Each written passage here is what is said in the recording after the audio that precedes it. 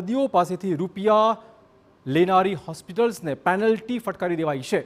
યોજનાનો લાભ છતાં રિપોર્ટ સહિતના નાણાં વસૂલનારી 4 હોસ્પિટલને પેનલ્ટી લગાવાઈ છે। હોસ્પિટલ્સે દર્દીઓ પાસેથી લીધેલી રકમની 5 ગણી રકમ પેનલ્ટી સ્વરૂપે વસૂલાશે। મહેસાણાની લાયન્સ અને શંકુઝ, કડીની ભાગ્યોદય, વિસનગરની નૂતન હોસ્પિટલ પાસેથી આરોગ્ય તંત્રએ દર્દીઓને રૂપિયા પરત અપાવ્યા છે।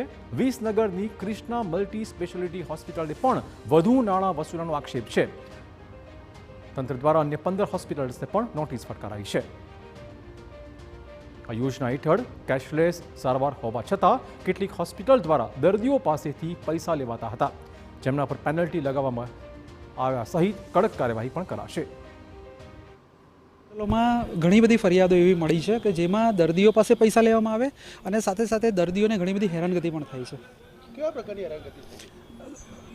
અમુક હોસ્પિટલોમાં દર્દીઓની જે ફરિયાદો આવી છે એ પ્રમાણે જ્યારે પણ લાભાર્થી જાય ત્યારે દર્દીઓને અમુક વખતે સમયની બાબતમાં, અમુક બાબતોમાં જ્યારે દર્દી જાય ત્યારે કે અમારી પાસે આ પેકેજ નથી, તમારે આ સારવાર માટે તમારે આ પ્રમાણની વ્યવસ્થામાં તમારે આવવું પડશે।